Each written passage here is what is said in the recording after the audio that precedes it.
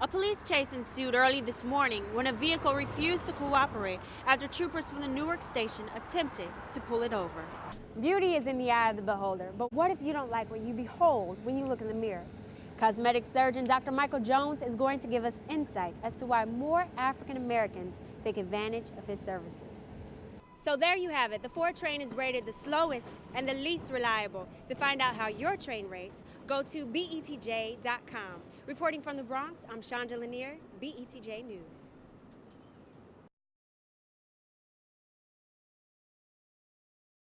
38 Orange, New Jersey residents are now displaced after a fire this past weekend destroyed 9 of their homes.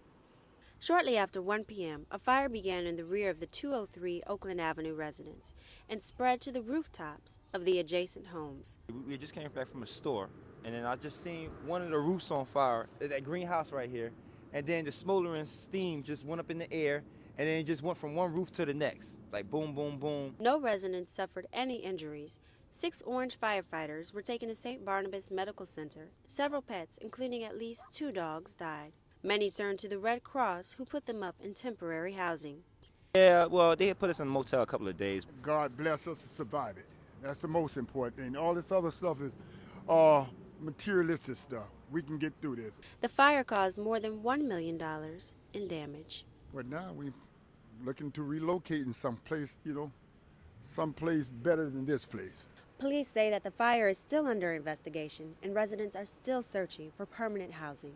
In Orange, New Jersey, Chandra Lanier, BETJ News. 8 years and 10 days after the fatal shooting of his 55-year-old limousine driver, Jason Williams gives a tearful apology to both the Christophe and his family. Again, to the Mr. Christophe family and friends, I sincerely apologize for my actions that caused his death. Now the day passes that I wish I could not bring Mr. Christophe back. To my family,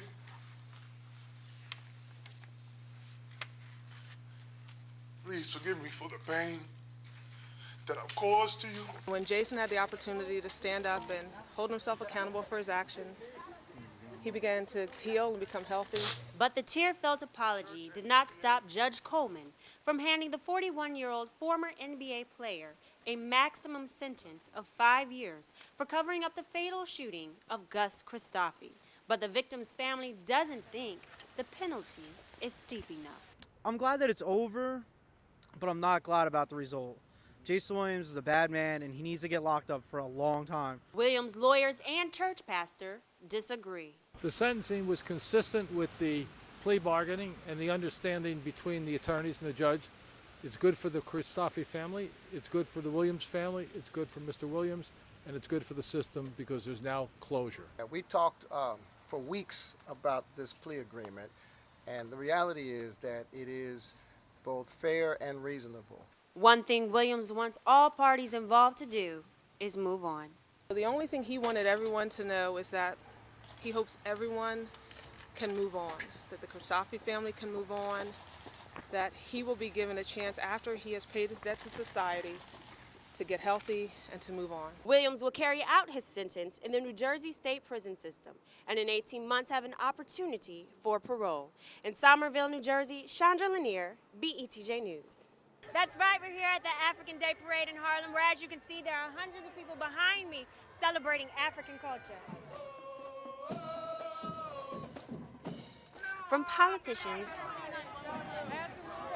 to special interest groups, to people who just want to have a good time. Am I having a good time? That's the only time we have it. That we don't know any other time. Do you? There's a little bit of something for everyone. What brings you out?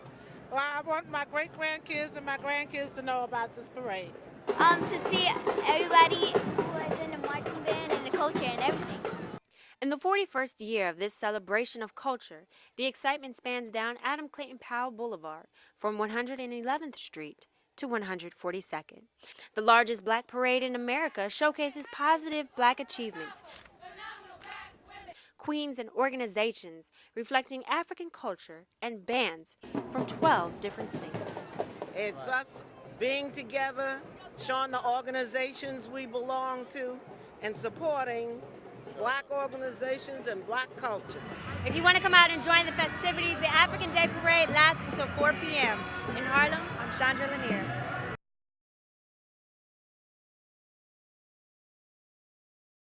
And in other news, a drunk Jersey Cityman told police he was approached in the Heights by two women soliciting sex. And when he said no, they slapped him and then robbed him. It all went down on South Street and Webster Avenue as the 37-year-old Palisade Avenue man said he was just walking and minding his own business when the women attacked and robbed him of $200 and his ID card. And finally, a concert fundraiser is scheduled starting 2 p.m. on Sunday to raise money for earthquake victims in Haiti. It's called Hoboken for Haiti, and the family-style portion of the event will take place between 2 and 4 at Maxwell's on Washington Street. It will then continue on until midnight. There's a suggested donation of $10, and all proceeds will go to the Clinton Bush Haiti Fund. That's the very latest. I'm Chandra Lanier.